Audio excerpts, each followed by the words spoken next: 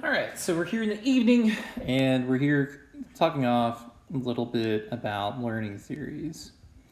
And so, what we end up finding when we think about learning theories is that if we think, about our head, right? So let's imagine that you are, or we'll imagine this is me as a kid, right? As a kid, I had this Rangers hat that has this red bill. It's a red tee. And as a little kid, I knew a lot of different things, right? Because I grew up in Texas. So I was like, Rangers are great. I loved seeing Rusty Greer play. He was like my favorite player. If you don't know who that is, like Google him, right? I also knew that, Texas Rangers were great. The Yankees suck. And most importantly, the Anaheim Angels, which is what I refer to them as, are Garbo and have been forever. It's ingrained in their national history, and turns out two of their favorite players of all time, or best players, Tim Salmon, and then now currently Mike Trout. Apparently fish are great, right? And if you go to any Angels game, all you'll hear is people cheer for Mike Trout and go, fish, come on, fish, trout, fish, trout, fish. And it's really annoying. I think anyone can attest to that. Turns out, too, that there's no actual Angels fans because they're just Mike Trout fans. So no actual fans, so lacking fan base. So what does this mean, though, right? So how did I go about this process? Well, this is something where I learned, right? And when we think about what learning is happening, right? We learn through associations.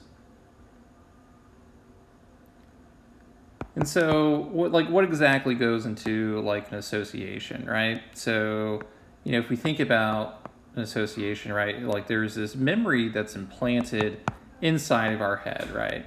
And within this association, right, we have, there are habits that we do, that we act, right? We have these observations of other people. We have our own experiences that we go through both,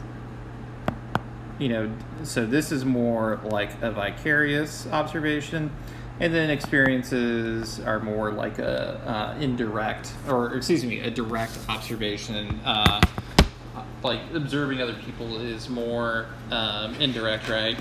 We also have, thoughts and thinking processes. There's emotions that are related to it.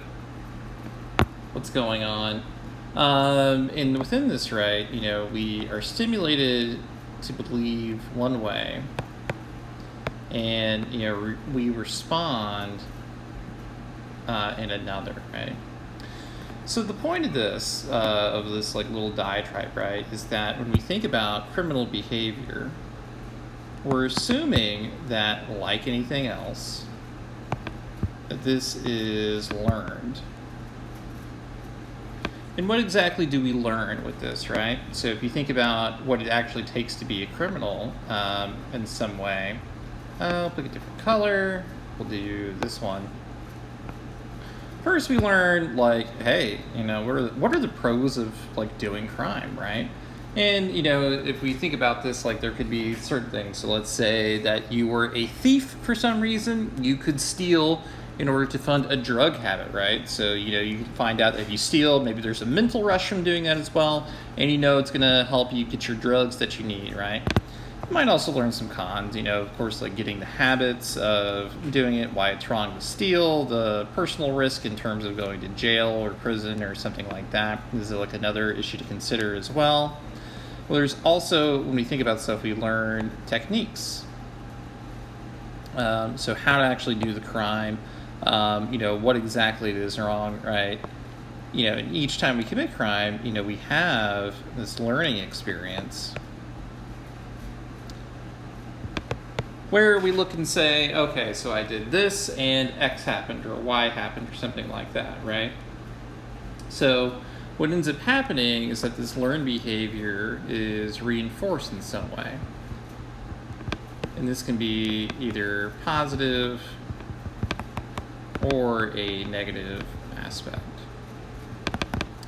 So the point being is that much like we learn other behaviors, so that we learn that the Angels are a garbage franchise and should really be banned from existence, as much as we learn that things that we do are wrong, that we shouldn't harm other people like that, as much as we learn that there are other things we should do with our lives, right? People still commit crime and they keep doing it, and we know that there are people who keep committing it, right? So learning theory tries to provide a very comprehensive overlook as to how and why some people continue to offend and why it may or may not work. So we'll discuss and unpack that a little bit more